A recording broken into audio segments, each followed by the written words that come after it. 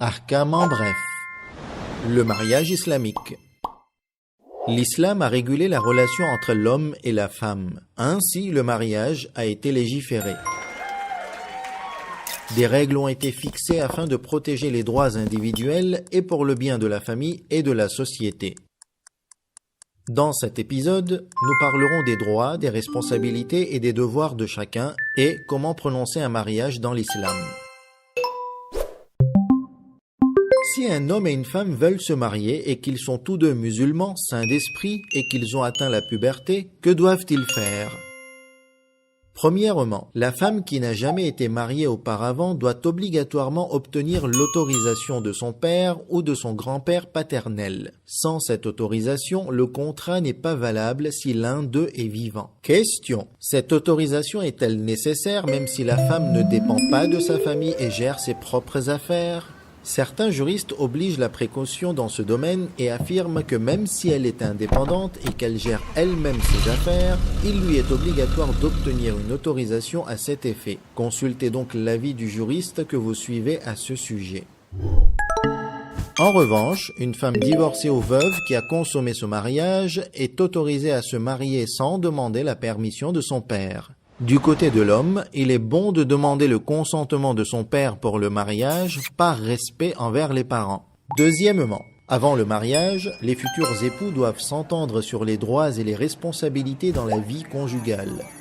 L'islam a prévu des règles pour les relations maritales qui clarifient les obligations d'un couple. De nombreux musulmans acceptent ces règles de base telles qu'elles sont, mais les époux sont libres de reconsidérer certains droits et devoirs et d'ajouter de nouvelles clauses. Passons ensemble en revue certains des points les plus importants. Tout d'abord, voici les devoirs du mari. Il est tenu de donner le mahr à son épouse selon sa demande. Il doit fournir à son épouse la nourriture, les vêtements et le logement conformes à son statut social et à sa dignité. Il doit satisfaire les besoins sexuels de sa femme au moins une fois tous les 4 mois. Pour plus de détails, consultez les livres de droit islamique. Voyons maintenant quelques devoirs de l'épouse. Qu'elle ne refuse pas à son mari la relation sexuelle et qu'elle ne quitte pas la maison sans son consentement. Comme nous l'avons mentionné, le couple a le droit de fixer les conditions qui lui conviennent pour son contrat de mariage. Par exemple, il est possible pour une femme d'ajouter une clause et d'obtenir le droit de divorce ou de demander un salaire pour les travaux ménagers. De même, un homme peut stipuler que l'épouse soit responsable de l'éducation des enfants, des tâches ménagères ou la cuisine, etc. Il est important que ces conditions ne s'opposent pas aux lois et qu'elles soient discutées avant de procéder au mariage. S'il n'y a aucun changement au contrat de base, c'est la loi islamique par défaut qui s'appliquera. Question: qu'est-ce que le mahr? C'est un droit immuable de la femme. C'est quelque chose qui a une valeur comme de l'argent ou des biens que le mari donne à sa femme pour le mariage. Il est recommandé de suivre la tradition prophétique à propos du mahr, qui était de 500 dirhams d'argent. Sans préciser le mahr, le mariage permanent est valide, mais cela ne retire pas ce droit de la femme. Pour plus d'informations, référez-vous au livre de lois islamiques. Comment prononcer un mariage? C'est très simple et il ne nécessite aucun témoin. Ce qui est obligatoire dans un contrat de mariage, c'est la proposition. La femme propose le mariage et l'homme l'accepte ensuite. Cette proposition et cette acceptation doivent être récitées en arabe si possible. Ainsi, la femme dit à l'homme « Zawwajtuka nafsi ala al-mahri al-ma'loum wa ash-shurut al-ma'louma » c'est-à-dire « Je me marie à toi en vertu du mahr et des conditions convenues ».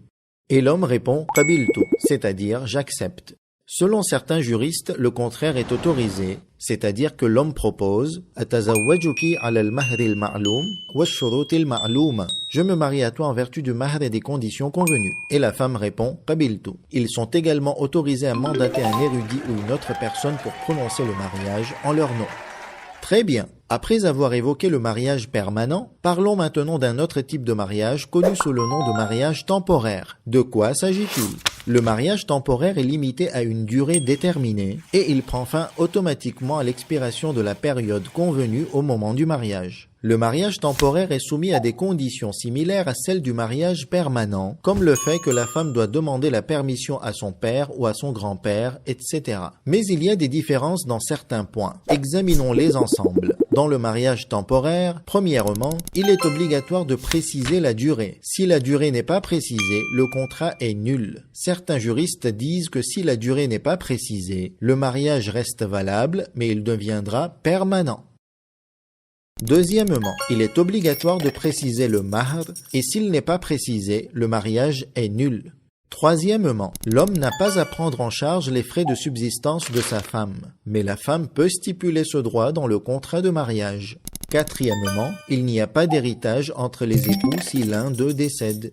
Enfin, cinquièmement, selon certains juristes, un homme musulman qui a une femme permanente n'est pas autorisé à se marier temporairement avec une femme Ahlul Kitab ou gens du livre.